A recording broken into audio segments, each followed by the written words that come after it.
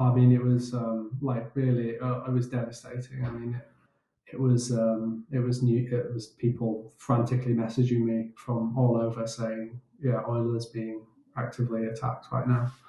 And yeah, it was harrowing, really, really harrowing experience. Everybody, all the victims in the protocol were had lost like everything at that point, and they were feeling beside themselves. The whole team was absolutely distraught. You know, we always took security really, really seriously. Like we felt like we'd gone above and beyond in every dimension we could, and it was a real shock.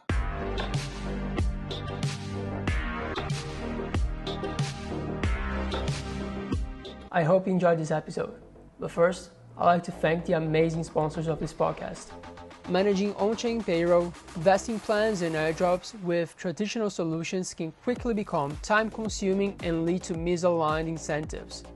Sablier is a battle-tested, free-to-use, open-source solution for token distribution. It's available on Ethereum and nearly every EVM chain out there, and the core protocol is decentralized and permissionless. Organizations like Shapeshift, Maple Finance, and TokenSide have used Sablier to manage vesting plans and grants with hundreds of different recipients. Treasury managers are head over heels for Sablier thanks to the peace of mind and great user experience. Learn how Sablier can boost your organization and book a demo to get started at sablier.com. Buckle up because Proof of Podcast has something special for you. Introducing Remedy, the ultimate Web3 cybersecurity platform custom built to propel you to the forefront of the Web3 revolution. Jam-packed with the very best in emerging tech, Remedy empowers blockchains, Web3 projects, and security researchers with innovative tools and services, like Glider, a code query engine that lets you hunt vulnerabilities at the blockchain scale. How? By letting you query specific code in every smart contract on every integrated EVM blockchain within seconds. And also an easy-to-onboard bug bounty hosting service, backed by elite triaging and zero-knowledge tech that makes duplicates report a thing of the past. So what are you waiting for? Sign up today at r.xyz and leverage the power of Remedy to supercharge the complete security lifecycle of Web3 projects. For those who don't know you and what you do, you are the CEO of Euler, one of the soon-to-be biggest protocols in DeFi. Do you mind explaining shortly your background, how you got here, and what's Euler? Of course, yeah. Well, firstly, thanks for having me on. Yeah, where did I got started in DeFi back in 2020. That's when I started Euler with my co-founder Doug. Back then, or just before then, I used to be a research scientist at Oxford University. I used to do a lot of research on evolutionary game theory, so mainly building, quite different to the day job today, I suppose, in some ways, but in other ways, really, really quite similar. But yeah, I was mostly doing research in building models of populations and how populations change through time, especially when there's some strategic component involved. So you have different actors. You kind of view them these different actors in the populations playing different games, like they're trying to cooperate or compete with one another to maximize their sort of reproductive output. So those are the kind of research problems I was tackling, studying populations of biological entities like cancer cells in amongst healthy cells, and mutant bacteria that are antibiotic resistant in populations of wild type bacteria and invasive hornets and all these weird sort of wonderful systems of populations and things. And I'd been interested in crypto for a few years going back before that, and that's really how I ended up falling down the rabbit hole full time with Euler. It was it really came together during or just before DeFi Summer. To be honest, I was doing hackathons in my spare time. The pandemic was in full swing, um, and so I'd been sort of not furloughed, but there wasn't necessarily a lot of work to do in the day job. So I had a bit of extra time on my hands to think about problems that interested me, and one of those was like this sort of emerging system of DeFi, decentralized finance, that really sort of captured my imagination, especially a protocol called Compound Finance, which is another lending protocol. I was really impressed with how that sort of came together, and it all started to click for me, like how DeFi might work and become a really big, fully fledged financial system of its own.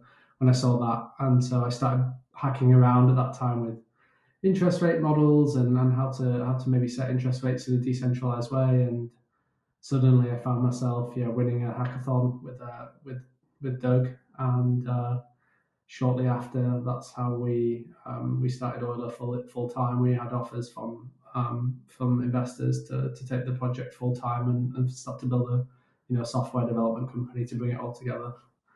So yeah, that's how I got started. So that transition sounds like it was pretty full on. You went from one day being research scientist to quitting your job and doing all of it for time. Was that what happened? Yeah, more or less. I mean, it was quite a change in direction for sure. I mean, I just had my first child as well. My daughter was born earlier that year, and that actually weirdly, one of the reasons I did the hackathon was I started doing these hackathons was because I thought, oh, it's quite an easy way to win a bit of money, and I thought it would pay for a cot, pay for some all the things that babies need. They cost a lot of money, so that's partly why I started doing them in my spare time. So one of the first hackathons I did, I started to try to create um, like so rare or Sablier, however you pronounce it, the sort of NFT trading type game. I wanted to build something like that initially, and then that never really. I was one of those side projects you start but never really get to finish, and so some of the people I was participating in the hackathon with we're talking more about DeFi and that emerging system and things like Uniswap and Yearn and Compound. And that suddenly it all started to click. And I just had this offer to leave my job. And it was in the middle of the pandemic when the day job just wasn't going as it would normally go. All the lab scientists that I used to work with, all the collaborators and things were kind of furloughed. And so it was just an opportunity of a lifetime, as they say. Yeah, very cool. Before you go more into Euler, I got really curious about the research work you were doing. So it was like a game theory research in the context of like biological entities like cells and stuff. Mhm. And from that, would you say that cells are game theoretically like smart? Because you can say that humans are probably not very game theoretically smart because we are not that rational. But how do cells do they better than us? I suppose, yeah. I mean, natural selection is this ruthless optimizer. Random variations emerge spontaneously through mutation, and then they can be inherited, right? And so natural selection favors those things, those rare variants that do better than the competition. And that happens at all sorts of scales in biological populations, from genes within a genome. Genes compete with one another to replicate ahead of other genes, and then the genomes themselves, compete. You have things like viruses, which are kind of just collections of genes, I suppose, that have this very loose like assemblage around them. And then cells are competing all the time, but then you get cells that emerge that have a tendency to sort of stick together, I suppose. And that leads to multicellular organisms which compete with multicellular organisms. And you have this ruthless process happening. Like natural selection doesn't just happen at one level, it happens at multiple levels of organization in biology. And at each level, every natural selection is always favoring things that are kind of ruthlessly optimized to procreate and to pass on their inherited characteristics to the next generation. And I would say that some of the most highly optimized things are the things that replicate on very short timescales and that actually don't have any sort of sentient um, awareness of themselves or anything. So things like viruses and bacteria, natural selection is arguably the strongest there because the turnover times are very quick. You get billions and billions and billions of entities competing, and so the competition is really really fierce. Even very small. Yeah, I used to work in these labs with bacteria, and even just small mutations which give you a 0.0001% better chance of doing better compared to the cells around you will very quickly take over a population. And That's crazy. yeah, it's cool. You can with bacteria, you can do these experiments where you watch natural selection and evolution really play out in a matter of days or weeks. That's wild. Do you think you got some takeaways from that research or that area of study that you use while doing Euler? I think it that yeah. In I mean, there's quite a few different sort of angles here. There's like a practical one. When you work as an evolutionary theorist, you work in these kind of environments. You have to be a bit of a jack of all trades. So you have to be good at tinkering, experimenting, and learning new things. So on the practical side, you have to be firstly a lot of evolutionary theory is sort of maths. So you have to be quite good at maths. You have to know a bit of game theory. You have to know a branch of maths called dynamical systems. You know how things change over time, which is more like closely aligned with like physics and mechanistic models of how things change. And then, but oftentimes the maths gets really sort of hairy quite quickly because when you have strategies competing against strategies, it's like that you get these sort of non-linear feedback loops. It turns out, like in physics, you can often just solve an equation and go, yeah, I know that this particle will be there in an hour's time, given that these forces act on it. And um, it's not the same in biological populations. The forces like act on you, and you act back on the forces, and then you get these feedback loops.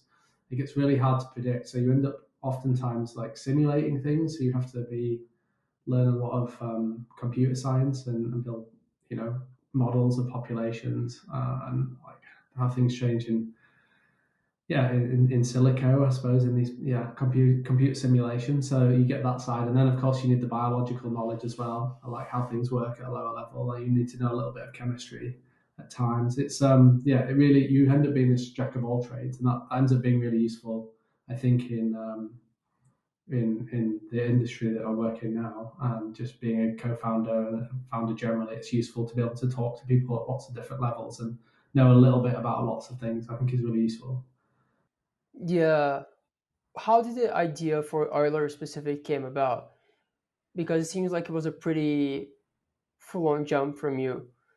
So the actual like I suppose the nexus of the idea was this. I was going back to all these different like branches of like sciences and things you end up stumbling upon. There was somebody that I used to work with that used to work on a branch of maths called control theory, which was like when you've got this system changing through time, like can you add, you know, can you modify the environment to kind of force a system into a certain state?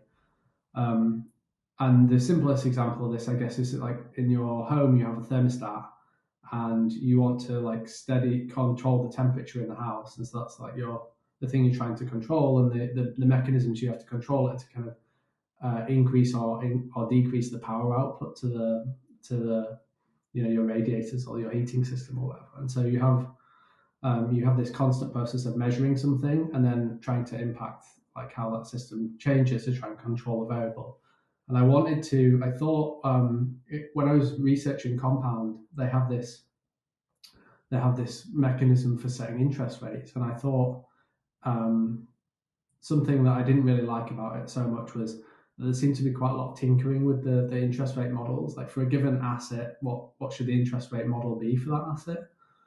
It seemed to like require input from governance and or sometimes centralized parties and so on. I thought, can we do better than this? So I started experimenting with this idea that you could set interest rates using control theory, and so I built this toy model of this process. And again, simulated it because I had these actors that were like selfish actors in the simulation, essentially just trying to get the best interest rate they could, and given their environment and the broader environment for interest rates and so on. So I built this toy model, and then I started talking to my co-founder and other people in this hackathon about this idea, and that's really for me how I got started. And for Doug, it was more building building a kind of secure system. His background was network security. He was interested in like permissionless lending and really decentralizing systems. And the other problem with Compound was that they only supported a few assets. And anyway, we ended up smashing these ideas together, and that's how Euler was born, really. In the hackathon, those two things came together. We thought they were quite complementary, and yeah, that's where it all got started. Yeah, that's pretty cool. Do you still have the story model? I think it would be pretty cool if you publish it, as the thing that started it all. You know what I do? It was written in it's written in something that's really uncool called MATLAB, which I use a lot. Oh, yeah. Yeah, I had to do that as well in university. yeah. Uh, So yeah, I don't think many people would be able to use it. Hey. no, it's I used all these different sort of yeah, coding like applications, and that was one that like universities love it because they MATLAB get paid a bunch of fees every year for these big subscriptions, and it's kind of useful for when you do a lot of maths based research. But yeah, for better or worse, it was written in MATLAB. I've still got some of the old. I think one of the things that wowed the judges when we submitted this hackathon was I made these gifs of like what an interest rate looks on compound, and it was very sort of volatile. And then I showed an interest rate, hypothetical interest rate from the simulation that was more stable. And people were like, oh yeah, they could like literally see it. And it honestly, it wasn't. I don't think it's for me it wasn't. It was like a few weeks' work to be honest, but like it was impressive in the context of a hackathon. So yeah, that kind of helped it. So there's still some gifts floating around somewhere with the original simulations on. Yeah, I bet there's also some MATLAB to R or Python code as well. There should be some like easy way to translate, surely. I'm sure. But yeah, I feel like the graph that you showed was such a wow factor because how often do you see that in a Web3 hackathon? Like I would say probably never. Yeah, I think it was a bit different because a lot of the people who do hackathons tend to, I guess, be coders, and they get started with integrating into Web3, doing stuff, building on top of existing Web3 programs and stuff. So having a bit more of a mathematical element to it stood out. I think definitely it was a bit different. Yeah, so you did this in the hackathon, managed to win it, deploy the protocol, became really successful, and then after a while, big exploit happened. Yeah, bad things happen. How did that feel to see so much hard work kind of go down the drain, even though you guys have plenty of audits, invested a lot in security, you still get hacked. How did that feel, and what was that experience like when it was happening? I mean, it was like really, it was devastating. I mean, the it was really challenging because my son was born 4 days before the exploit. So he was still a new baby. I was about to go on paternity leave. The whole weekend I'd spent after he was born. So like he was born at very late on Thursday night, around midnight on Thursday night. Then like midday through Friday, and things rumors started circulating about the USDC solvency with the banking issues and so on. And so I spent a lot of the weekend. I apologized to my wife and said, "Look, there's this awful thing going on, but it could be really bad for the whole ecosystem, including oil, if this thing really goes to zero or has further problems." So I spent a lot of the weekend doing that, and then woke up on Monday. Late Sunday, there was news that it was kind of that there'd been some kind of agreement with the government agency, some kind of bailout, I suppose, and it felt like yeah, I was going to be able to start Monday, have a really enjoy paternity leave, a few weeks off, just me and my wife and yeah, son and daughter, just sort of getting to know each other. And 9 a.m. in the morning, my mum was round to take my daughter away, and my daughter was still in the house when it happened. And I just heard these alarms going off upstairs, and I thought it was. I just assumed, oh, there's something more. There's some more news about about this USDC issue, and I went up, and it was new. It was people frantically messaging me from all over saying, yeah, Euler's being actively attacked right now, and yeah, it was harrowing, really, really harrowing experience because yeah, I just remember everyone in the house was upset. Like my daughter was upset, my mum was upset. They left. Then my wife was just there, bless her, with the baby.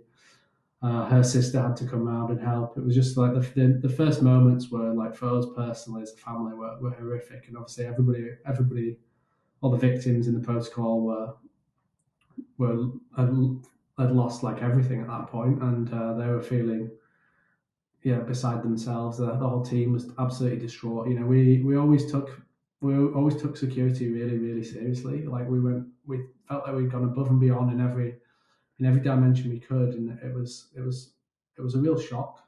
This everybody who works in crypto and DeFi knows that this kind of stuff is possible. But Euler had been not only had all these audits and everything, but it had been live for almost a year and a half, and there's a lot of assets in there.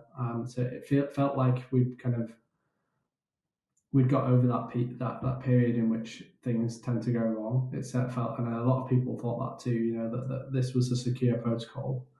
It stood the test of time so far, and all the craziness of like the Luna collapse and FTX and all these other nasty events that led to huge volatility, and oil stood firm in amongst all that, and it was a huge shock, and really really awful. Was there any main takeaways from that bad experience? So many. I mean, yeah. I mean, one of the most important things I think we learned about it was how resilient we were as a team at that time. We really came together really quickly, and put our heads together.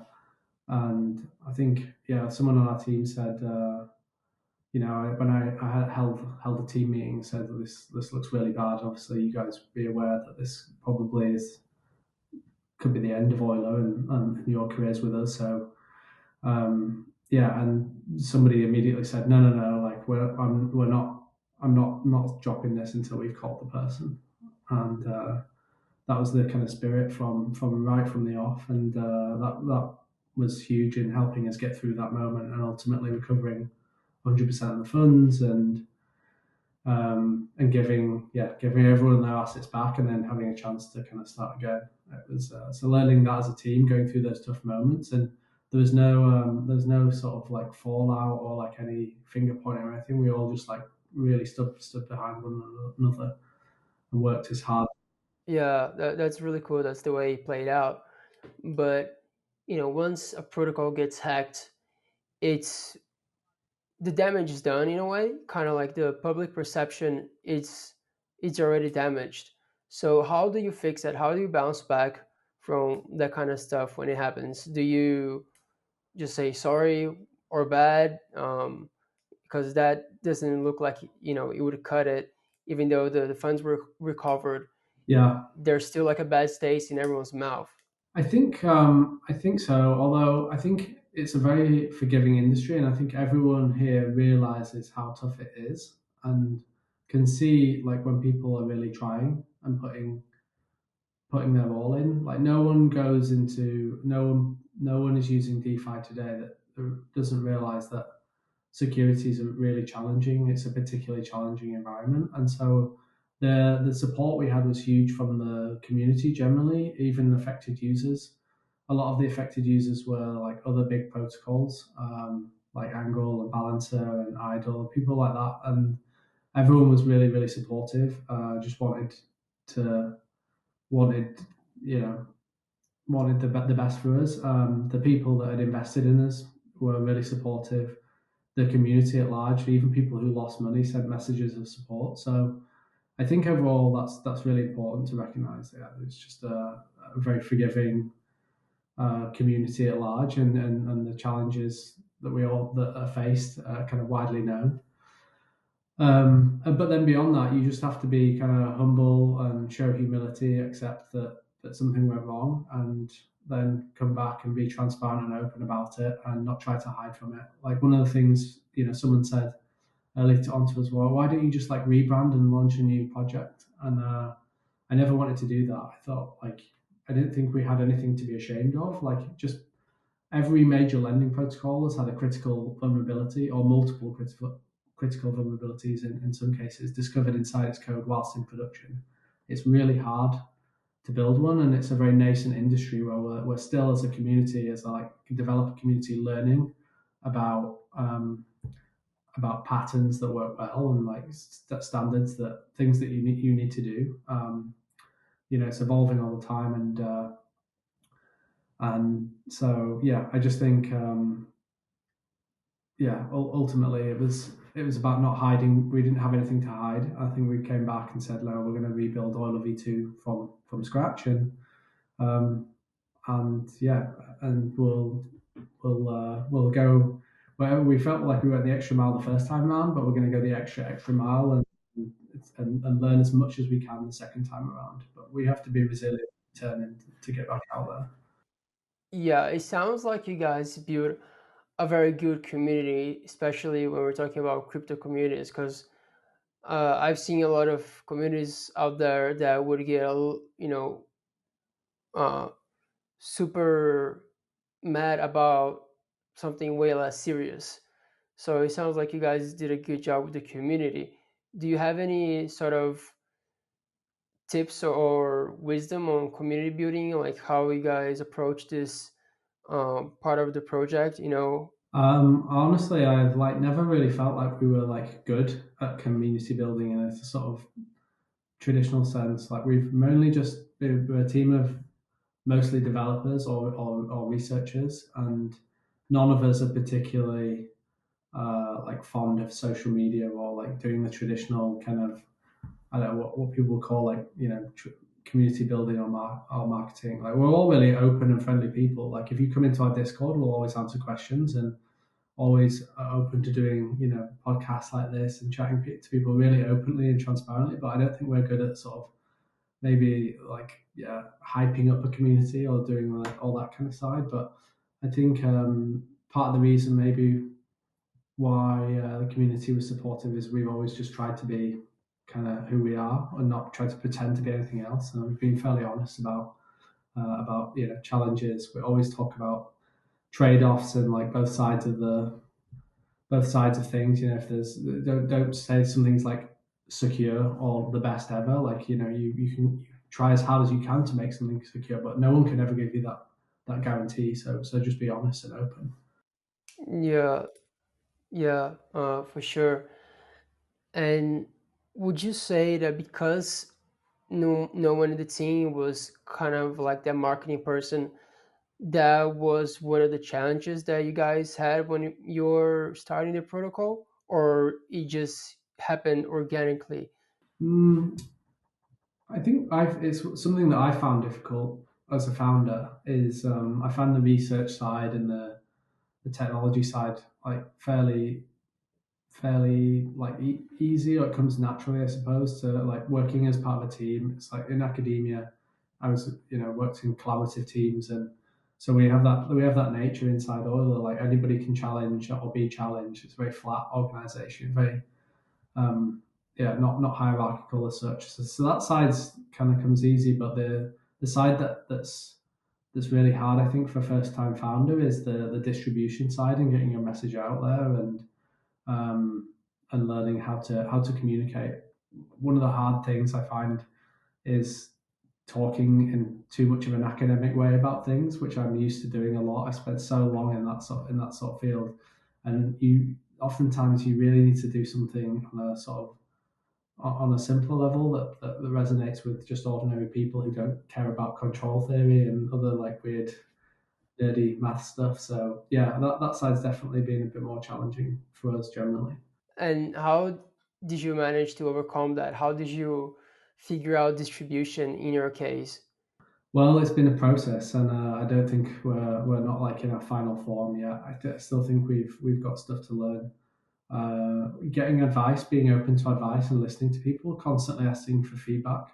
I think it's really important to listen to people, and it's hard to know a little bit at the time, honestly, when you're a founder, because the people around you that you get given an awful lot of feedback constantly. Um, so it's about kind of siphoning through things and figuring out what's noise and what's like signal in amongst all that feedback. But definitely helps to constantly listen and experiment and try to adapt.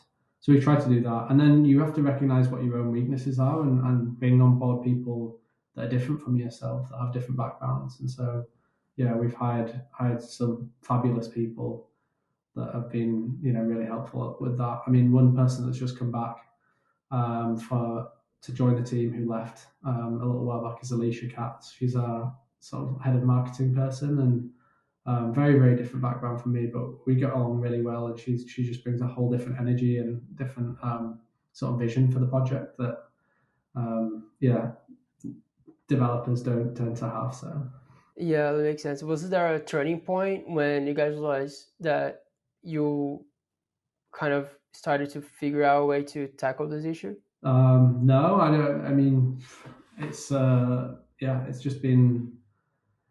I think it's really hard in crypto generally. Like how much do you need to focus on distribution versus the actual product? I mean, it's not just crypto, right? It's like the constant. It's a big debate among people who like to talk about like how you should be as a founder. All these like people at A16Z or like the theory of being a founder.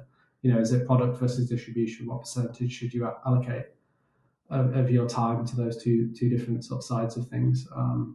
And I think it's different for every project and every industry. It varies massively. Arguably, in crypto, one of the most important things you can do is just survive, like just prove that you won't break, and it's that sort of anti-fragility that you need, and that in itself speaks volumes and will do the kind of marketing for you. And so in that sense, like it's really a focus on product that brings that credibility and that long term success.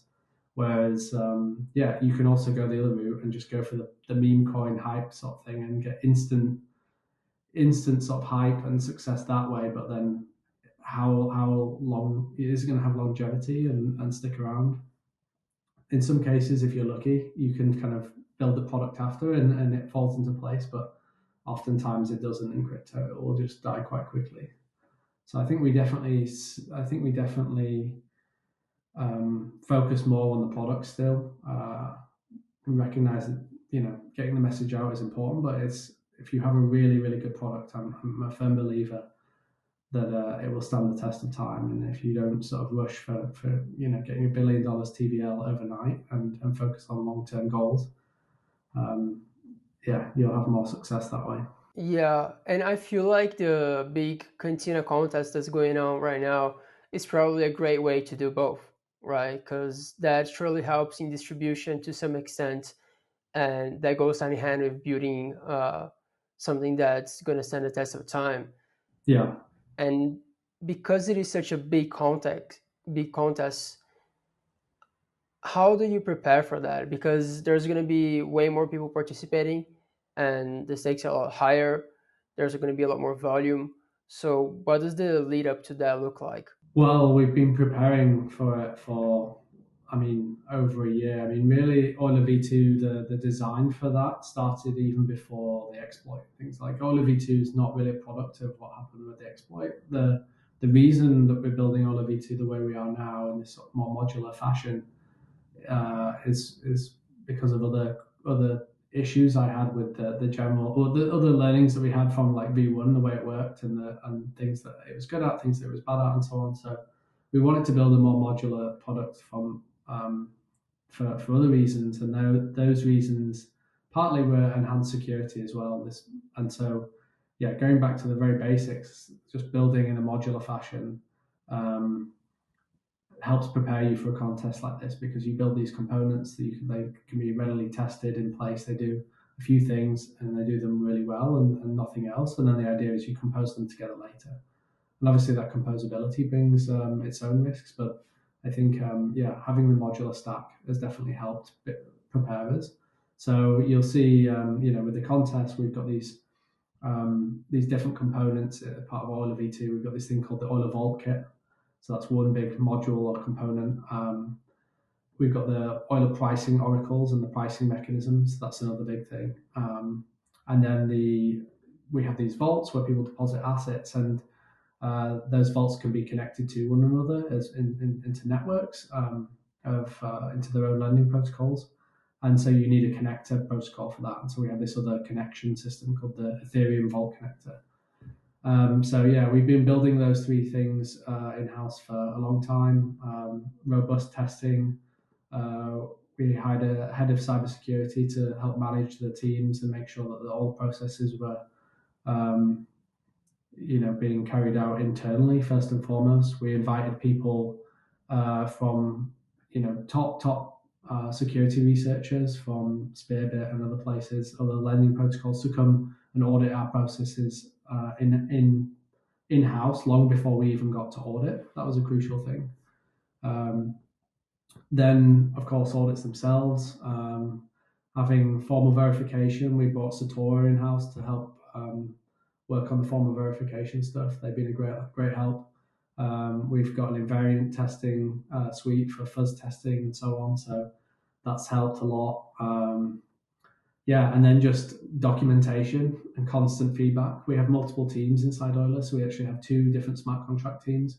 We had one team coming in and auditing internally the work of the other teams and figuring out where the holes were, right? Because as you're writing the documentation, it's very easy to kind of get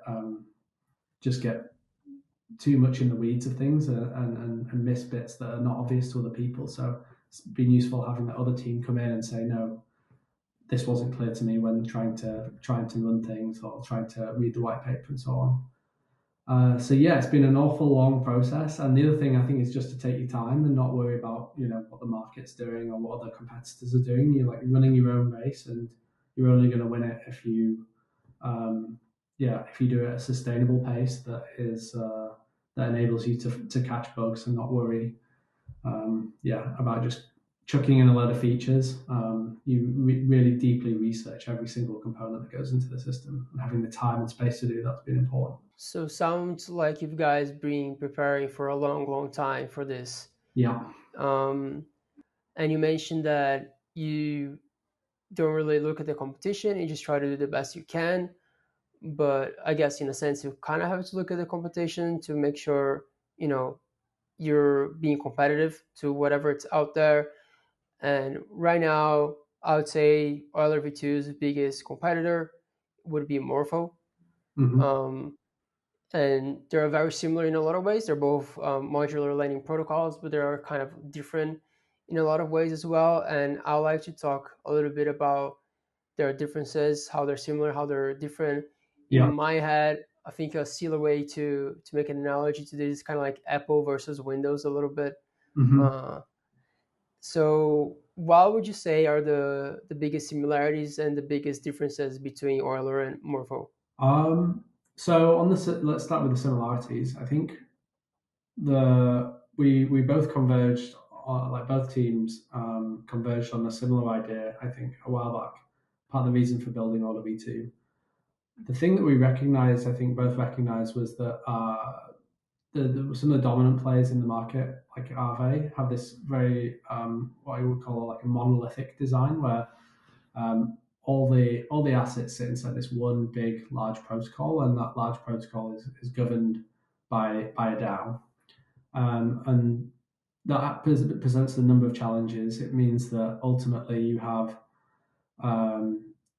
just one risk reward output for everybody, and either you like that, either Aave is risky enough for you and provides a nice yield, or it doesn't. For some people, it won't be taking enough risk and providing enough yield. For other people, it's taking too much, and so it doesn't provide that like flexibility and that free market that people desire. The other thing is that governance as a whole, I think, of risk and risk management should be carried out by specialists, and DAOs as a whole aren't really specialists. So you don't necessarily want individuals who have like vested interests in things trying to directly govern risk parameters in a lending protocol. Building a secure lending protocol in an environment that's very dynamic is really challenging, and managing risk in an environment is really hard. And no one should underestimate how hard that is, and it shouldn't be left up to just individual token holders. So in the end, you end up appointing risk managers, but then the risk manager has all the control, and you have this very suddenly control of this massive system, and it's not decentralized anymore. So what's the DAO doing there really? So the idea behind the Euler and Morpho shared ideal, I think, was to externalize risk management and to really make the protocol itself really a piece of technology that anybody can build on top of, and they can bring their own ideas. You externalize the risk management to third parties, and have more localized governance over key parts of the system, rather than just one big governor over the entire monolith. Just have more of a localized governance process over a smaller number of assets, or just a particular asset class or type of trade, and so on. And then have those risk managers compete with one another, so that users can then assess them and find a risk manager that's right for them. So that's one of our key areas of similarity. I call this paternalistic governance, which I think is like a DAO-led governance model, versus more like localized or free market governance. Morpho and Euler both have a base layer. And on a base layer, we have essentially these vaults where people deposit assets and they lend them to others. And those on the base layer, the general philosophy is that there is no governor, that you can create lending markets that anybody can come into and leave as they want to at any point in time. And there's really like a fixed level of risk for each component of this base layer. So the idea is that somebody won't be changing the parameters for you. There's no paternalistic element here where someone's holding your hand. So at the base layer, it's up to you really to manage your own risk. If the environment changes, the risk is too high, then you should leave one pool and go into a less risky pool. And then I guess that's not right for everybody, right? Not everybody's set up to be able to constantly adapt and manage their own risk. And so the idea, rather than having a monolith on top, is to have like more localized risk managers that you deploy into first, and then the risk manager kind of manages those assets and puts them directly, then modifies flows into the lower level base vaults into pools with riskier or less risky parameters, depending on how the economic conditions change. So you'd say that Euler and Morpho kind of work in the same way, as they have this base layer that allows people to sign up to different kinds of risk management approaches. And what would you say is the biggest difference between them? It really comes down to, I think, one way to put this is that you can build Morpho and its vault system on Euler, but you can't build Euler on Morpho. Morpho is a simpler system by design that puts simplicity as one of its key design goals, which is good in many ways. It targets it's very opinionated in its lower level design structure, and it targets a specific type of user. Euler, on the other hand, aims for a less opinionated setup and more flexibility. And with more flexibility, we argue, comes more capital efficiency. And capital efficiency, liquidity generally flows to more capital efficient solutions over time. Part of the problem with the Morpho system is that on the base layer, you have just a lending vault and then a single collateral attached to that vault. So you just have pairs. So you have someone lending USDC and someone using ETH as collateral, for example. And then you might have many instances of that same setup where each of those pairs has different loan to value parameters, dictating how much people can borrow. The problem with that is that for borrowers, it's quite a painful experience. You have many of these pairs, and as lenders come and go and leave the pairs, the borrowers themselves have to kind of follow those flows as well, have to constantly adapt their processes, which means that it's kind of challenging environment for borrowers. On Euler, the things are very different. Where you have a lending vault, and then rather than have a single collateral be able to borrow from that vault, that you can have any number of collaterals be able to access that vault. And furthermore, those collaterals themselves can be other lending vaults. And that's essentially how Aave works as well. On Aave, if you have USDC, you can borrow USDT using USDC and vice versa. So you have what's called rehypothecation. Really what that means is, rather than accepting USDC as collateral, you're actually accepting Aave USDC as collateral, or you're accepting Aave USDT. And so with rehypothecation like that comes extra risk, but also extra reward. It's a more capital efficient system. It means for borrowers that when they deposit their collateral, they might earn a yield on that collateral at the same time that they're paying a cost to borrow something. And so for the borrowers, it becomes much cheaper to borrow in a system with rehypothecation generally than it does in one without rehypothecation. So at the base layer, Morpho lacks that key attribute, and it only allows a single collateral to borrow from a single vault. Whereas Euler has allows multiple collaterals to borrow from a vault and allows each of those collaterals themselves to be lending vaults. So it's a more complex setup, which comes with trade-offs, but on the upside, that brings essentially more capital efficiency to the system. What would you say those trade-offs would be? I mean, I've already mentioned like the challenge with rehypothecation is that ultimately,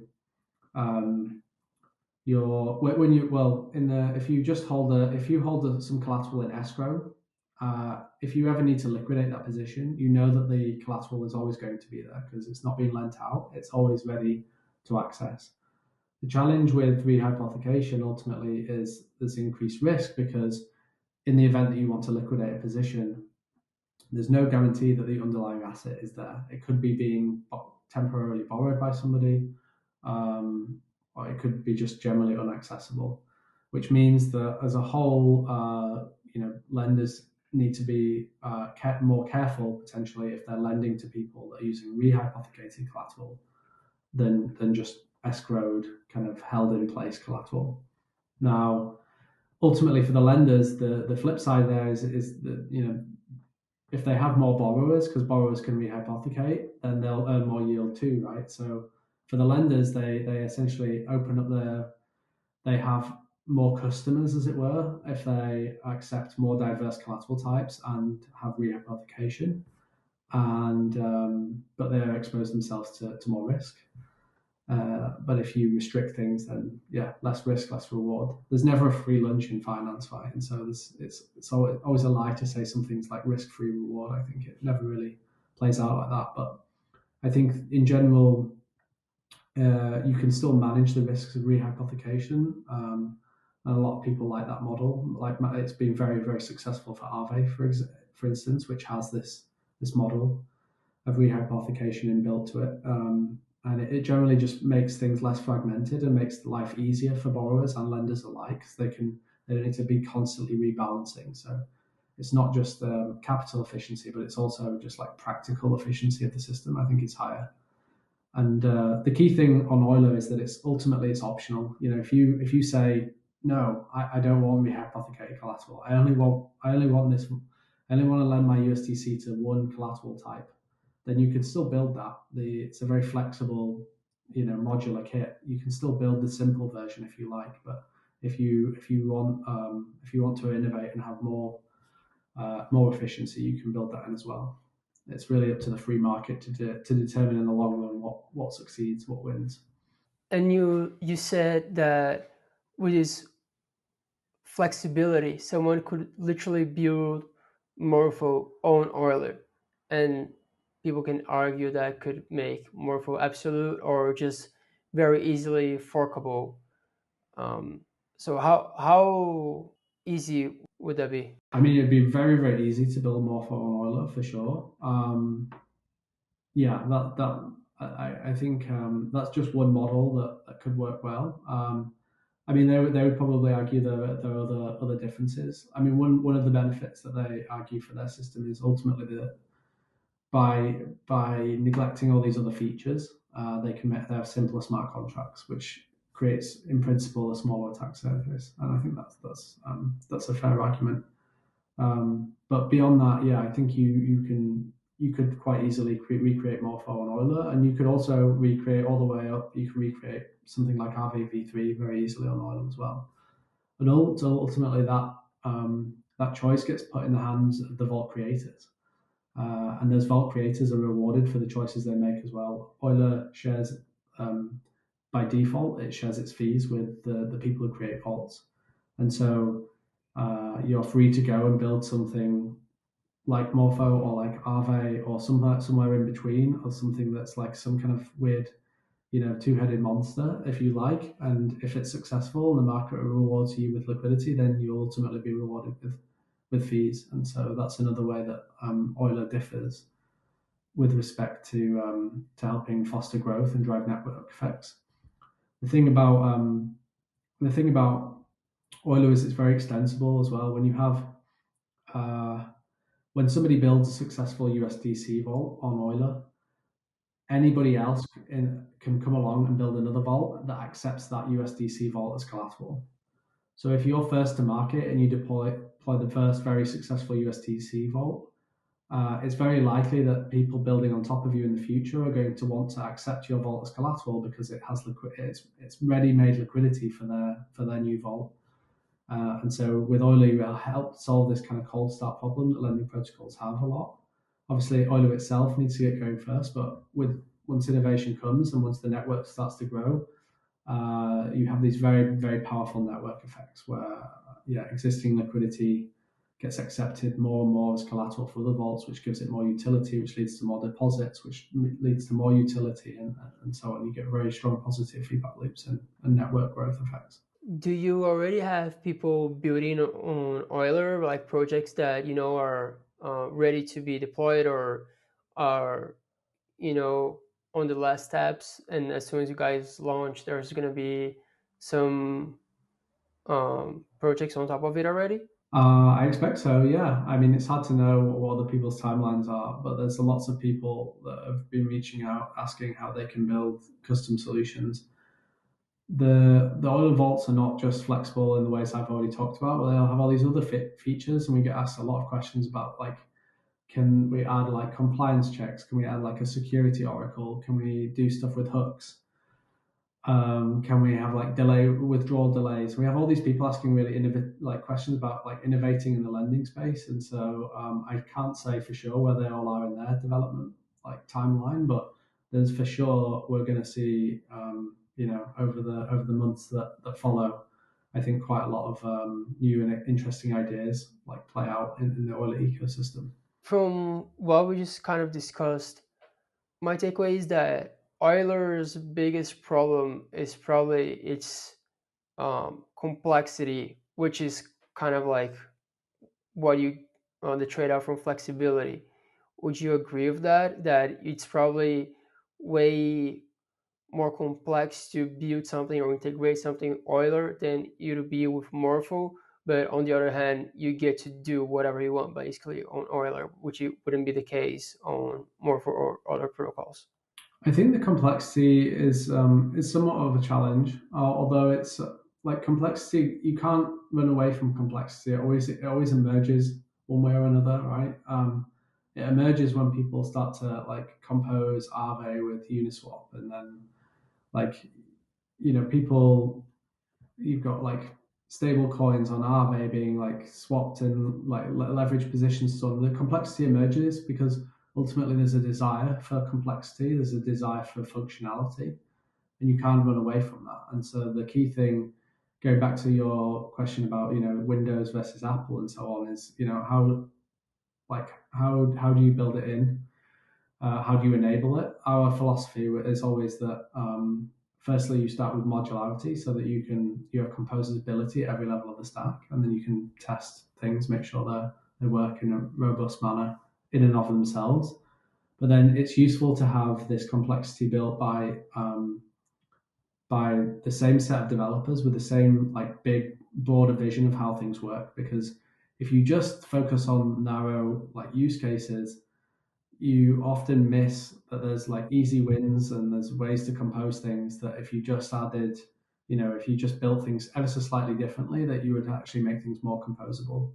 So I think we see this a lot with with like the way that people trade and leverage using lending protocols and dexes in combination today. Like it works, and like composability and like money Lego things is something to be celebrated, but it's also still quite clunky and like deeply inefficient in many ways. There are multiple like fees that get taken along the way. You end up using like a dex aggregator, and then using like a DeFi saver, and you like a Summerfi, and then like Aave itself, and Uniswap fees, and then front end fees and hook fees.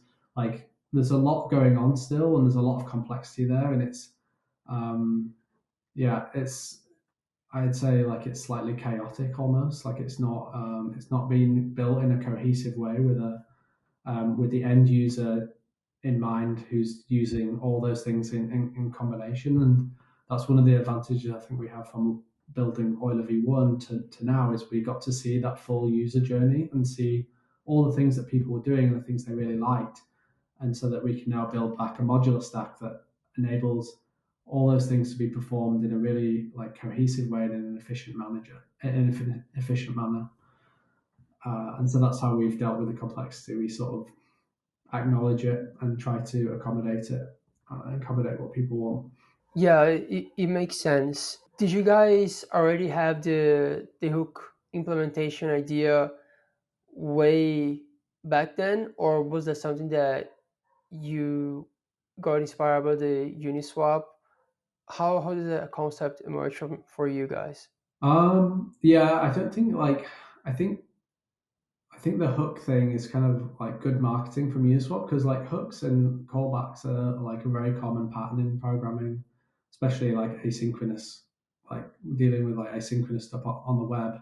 People use these hooks and callbacks all the time, right? So it's not really anything novel from a like fundamental standpoint of a coder.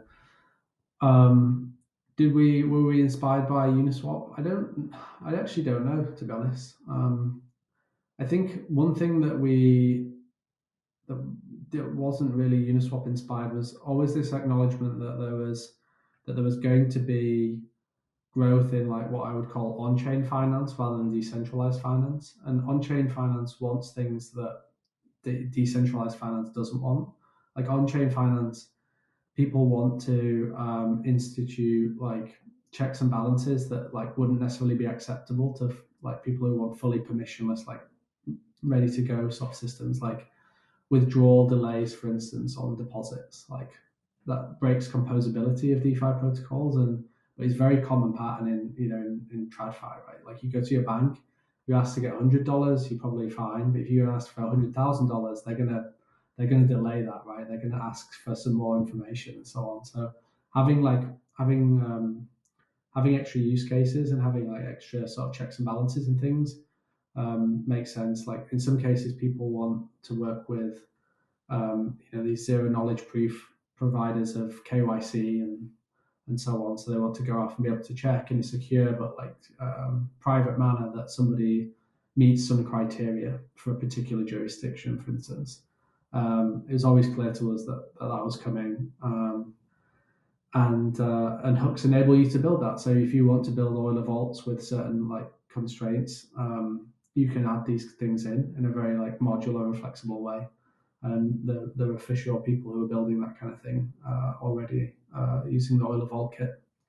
Another interesting thing I think is the security stuff. I think there's ways to implement security checks and balances at the point at which people enter and exit DeFi protocols by working with other partners, right? There are other security providers out there like Hypernative and others who can add in checks and balances that can prevent actions from being taken inside vaults and so on in certain circumstances. And obviously, you have to sacrifice some decentralization and place some trust in these providers. But there are a large number of users that want that. There are obviously a large number of users that don't want that, and that's fine in my opinion. It's a free market. Let the free market rule supreme and figure out what people want. But yeah, for those that do want it, I think having hooks enabling people to institute these extra checks and balances can be really useful. Yeah, it seems like modularity's been penetrating every layer of the blockchain stack, from the blockchain stack itself to the application layer. And sometimes I wonder if that's like a phase that we're going through right now, where modularity is kind of like the meta and is the way to go. And then as the industry kind of matures and gets more ossified, the use cases become more transparent, and um, you can tell which are the categories that drive the main use basis. Do you think that we might shift back to more monolithic, or maybe even more paternalistic, like you mentioned, sort of protocols? Or do you think modularity is kind of like the OG here to stay pattern that is just fundamentally better and allows for the free hand to do its thing? I think in the end, people like products. Users want products. They couldn't care less like how the internet works under the hood, but they like the products that the internet delivers to them. And those products are often really like tailored to specific users. They don't last a long time. Uh, iPods and things like they come and go, right? But they like serve a purpose, a particular, like really like service a need at a particular point in time. And I think products will always rule supreme at the application level. Um, so but what are products? Well, if it's Uniswap, it's someone who's building a product is really someone who's building a really cool hook that does something that liquidity providers or swappers really like and value. And it's likely that they're going to face competition from people building similarly cool hooks, and then you'll have like very um, very intense competition at that like product layer, application layer, and it probably flows around, and it's maybe not that decentralized to be honest. Like it's probably I think that's the thing with these very product specific protocols is they end up not being very decentralized because they have to be adaptable. Whereas if you look at the like lower down the stack, like the internet is fundamentally modular, and that's it works that way because it's because of all the properties modularity we discussed that are beneficial, right? Like the ability to test components, to keep them simple, to make them like essentially be something that can be kind of open source and free as a public good, like that other people can build on. It's you don't often want to build on things that other people are like trying to extract value from, and that's fine to extract value from users of products, but it's not necessarily fine to extract value from users of the developer like set on the like base layer or the architecture. So I think we'll see modularity prosper in for architectural things, and we'll see more product specific things prosper at the application layer. And I think what Euler does is it focuses on modularity at the architecture layer, like the Vault kit is very modular. It's a module in and of itself, but if you break it into pieces, it's also got submodules and submodules of submodules and so on. So um, it's very composable in that regard. And then the communications layer for the Vault kit is extremely sort of primitive. It doesn't charge anybody a fee. It's fully open source. Anybody can build on the Ethereum Vault connector. So it's I think all that modularity really benefits base layer architectural projects, and that's really where what Euler is aiming to be. It's not aiming to be products. We're building something that other people can build products on top of. Yeah, that makes sense. And when you're reasoning about, what V2 should look like from all the takeaways you got from V1, how do you map and understand how, like, where the gaps are and how you could fill these gaps? Mm, in the sense of like what were the limitations of V1?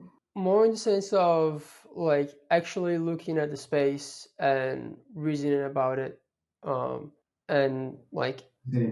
iterating in your head, like, okay, this is what we should do and this is why we should do it. Yeah, I think. Well, the big thing that I think I observed was I just felt like governance was kind of failing in lending, and that there was a opportunity there to have lending systems that were free from governance from DAOs. As a whole, I think that I really liked the DAO ideal when it first emerged. I thought that Compound, especially, it was creating this kind of gold standard for how a DAO should work. And then I think it's important to kind of continuously reevaluate things and look at how they're performing. And if you just looked at even major DAOs, we were seeing like governance proposals for impacting hundreds of millions of dollars being passed with like fewer than 10 voters. And that's like just crazy to me that it's just fewer than 10 voters. And people make excuses. They say, oh, yeah, no, it's just because everyone's like they're behaving optimistically, right? They only vote if they don't like something. But I just don't really buy that. It just seemed like that ultimately people don't like voting or like aren't prepared to vote and that they're not qualified to vote, and that DAOs, implementing changes worth serious amounts of money like this is just not a good idea and destined for kind of trouble in the long run. So I kind of recognize that as a key challenge that needed addressing. That it wasn't DAO governance of risk management doesn't scale very well. Beyond that, it was the other thing was that there just wasn't this ability to service diverse risk reward demands. You and I probably have very different like risk thresholds, tolerances for things like how much we're prepared to sort of speculate. Like, is 10% yield enough for you? Like, is it too risky? It's just there's so many diverse preferences out there, and the idea that that basically there's just Aave and that's all there'll ever be, and that's going to be the like bedrock of like the future of finance on chain. It's crazy. Like, that isn't the way the real world works. Like, it's a massive world out there, and people have different needs, and so on. And so, yeah, perhaps DeFi was small yesterday, and it was fine to just have one place where you could go get one interest rate for the asset and be subject to the risk of that protocol. But the reality is that if DeFi is going to scale, that it's going to need to have a lot of different diverse opportunities for people. Some very conservative, some very high on the risk end of the spectrum. And that need wasn't really being met. There'd been a few attempts to meet it with things like Rari Fuse and so on, but like I think a really like serious stab at it hadn't really been taken, at least when we first started developing Euler V2. I think that's changed a lot, and there are lots of cool designs out there, and that sort of like need has been addressed in a multitude of ways now, like with Ashna and other things. So it's kind of cool. It's a very the space of lending is like very multi-dimensional, and there's not one size fits all ever. So you are going to see lots of different types of lending protocols flourish over time. I think each satisfying a different niche. Yeah, I agree. I think, especially as more people come on chain, people are going to want things that fit their profile. And with that in mind, what would you say is the next iteration of Euler? I know you guys are just about to launch V2, so probably that's very far away, but do you already have kind of like a list of features you want to see for V3? Maybe you see what's already missing in this current lending meta. So how does V3 looks like in your head at the moment? You know what? The nice thing about V2 is that in a way there doesn't really ever need to be a V3, and that's because you can design new vaults with new capabilities and add them onto the system, and they can interact with the old vaults if they like or not. And that's quite unusual for a lending protocol. If you kind of build Aave V4, it's unlikely that it's going to be able to tap in directly or work very well with Aave V3. Similar with Compound V3 and V2, right? Like, they're very disconnected kind of iterations, whereas that won't be the case. So yeah, I won't say that innovation stops with all of V2 and that like we're done. Like, we just go sort of sit on our hands for a few years now. I think there's still loads to do, but I think it will be iterating on top of V2. I might be wrong, but I think we designed the kind of core primitive at the heart of V2, this EVC, Ethereum Vault Connector thing, is really what pieces everything together. So long as we still think that vaults are a useful way to wrap up assets and then have them lend and borrow, from one another, connect. Yeah. So long as we have a need for vaults to be able to act as collateral from one another so that you can have lending and borrowing between vaults, I think the EVC will be around for a very long time, and that will provide that sort of foundational level architecture on which we can innovate. On specific things that I think would be cool to see, I think I've already mentioned like real world assets using hooks, bringing more real world assets on chain. Right now, the real world asset space is a little bit boring because people just keep tokenizing real world assets. And I think that's not really, that by itself is, it's kind of dry. Like grandmas and granddads and like boomers like to like, buy bonds and then they just sit on them and they do nothing with them. But like what's exciting about, if there's anything exciting about TradFi, it's like where people trade, right? People want to be able to trade 24/7 and they want to be able to hedge and take risk and so on. And they want to be able to trade between different types of bonds and they want to trade Forex and so on. And for that trading, you need robust infrastructure that enables that trading. And today we don't really have it because you can create lending markets for real world assets, but creating lending markets that allow people to then interact with a DEX and then kind of loop back and create these leverage positions and so on doesn't really exist very well today. And I think that's going to change massively in the next six to 12 months. You're going to see more assets tokenized than ever before, and suddenly a flood of people wanting to trade those assets on chain 24/7, cross border, very low cost, in super efficient markets. I think that's going to be massive. What other things? I still think there's a whole like lot of innovation that can be done with integrating between DEXs and lending protocols. It's no secret that we've been thinking about the DEX design space and how it interacts with lending for quite a while. I think there's some cool stuff you can do that we've been researching, linking LP tokens in DEXs to lending markets and being able to lend and borrow LP tokens. That's something that was kind of tried in the early days of Euler V2, but never really found much success. And one of the reasons it didn't find success actually is going back to a point I made earlier about like when you have two separate teams building things, they often don't necessarily know what each other's thinking. And in the case of Uniswap, it was that they didn't really anticipate that LP tokens would be something you might want to lend or borrow. And so the kind of checks and balances that you need to build into an LP token if you want that just weren't present. And that made pricing LP tokens very, very difficult. And it ended up just not being something people did. But I think we'd like to revisit that idea and see if we can actually bring about better harmony between DEXs and lending protocols.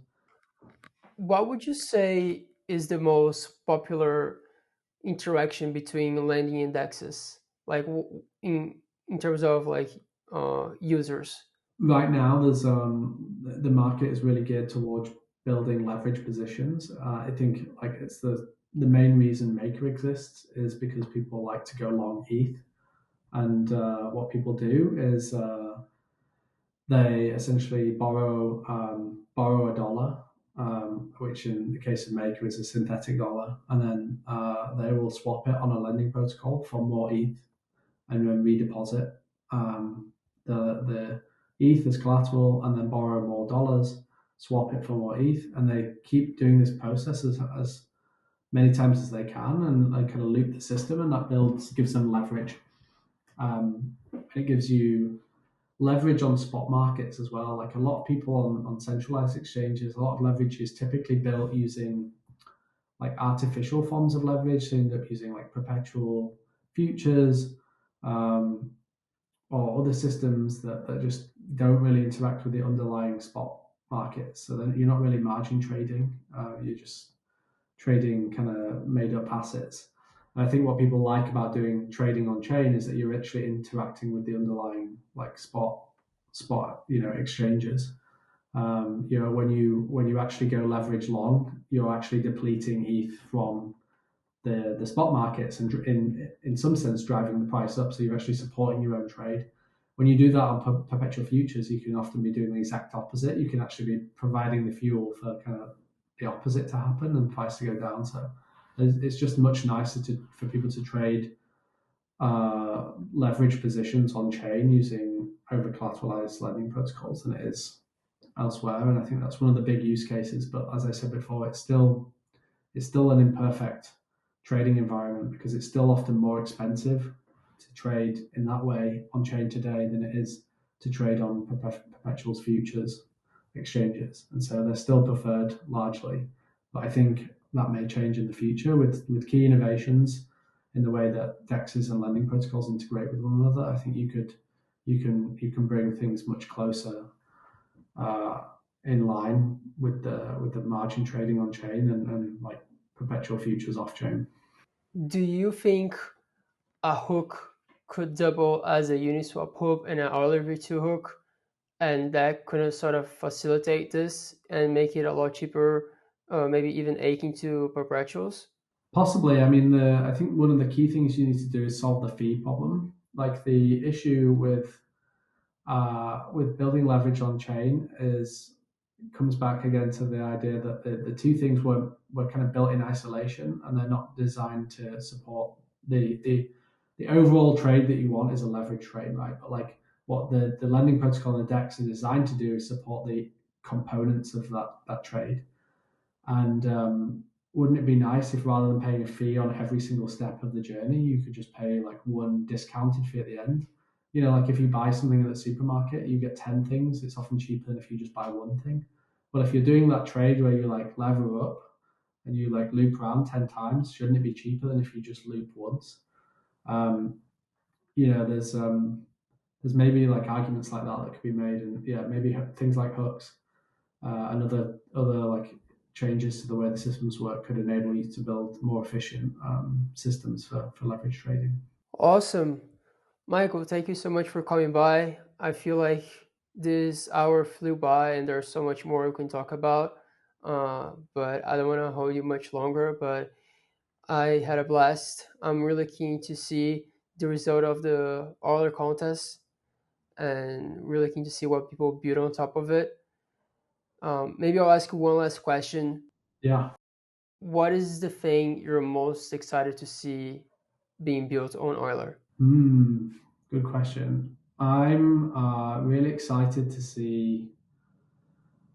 I Out of all the things, I think it's something that we've been thinking a lot about, which is new types of synthetic assets. I think, and allowing them to integrate with the lending protocol and allowing them in the future to integrate with an Euler DEX of some form. I think there's this kind of idea of like a holy trinity, right? Of having a DEX, a lending protocol, and a stable coin, and it's not been achieved by many teams. Yeah, Curve is there today. I think you got Frax as well, but not many teams have achieved this. But like having the three work together, they can help support one another and drive growth and network effects and benefits. I think that's really cool. And so synthetics are kind of key to that, in my opinion. And that's one thing that I'm really excited to talk more about in the future. Do you think Athena has a horse in this race as well? Yeah, I mean, like the growth of Athena has been just outrageous. I mean, it's just been an overnight success. Who knew, right? I think everyone knew that there was this trade that you could do where you could, you know, take the opposite side of the trade for people going long on perpetual futures and earn funding from that, and then you can kind of hedge that, you know, in other ways. That's definitely something that like a lot of people have been done for a long time. But the idea that you could then tokenize that, and like bring it to the masses, I think has been has just been this huge success. So for sure, they're like a massive player in the market now. There's no denying that. But ultimately, there's ways to innovate, and I think synthetics still have their own advantages, and I think in the long run, there might be interesting opportunities for competition with things like Athena, that exist purely on chain rather than having this off chain component as well. Awesome. All right, man. Thank you so much. And keen to see what happens. Yeah, me too. It's whatever happens, it will be interesting for sure. Fingers crossed. It all goes well.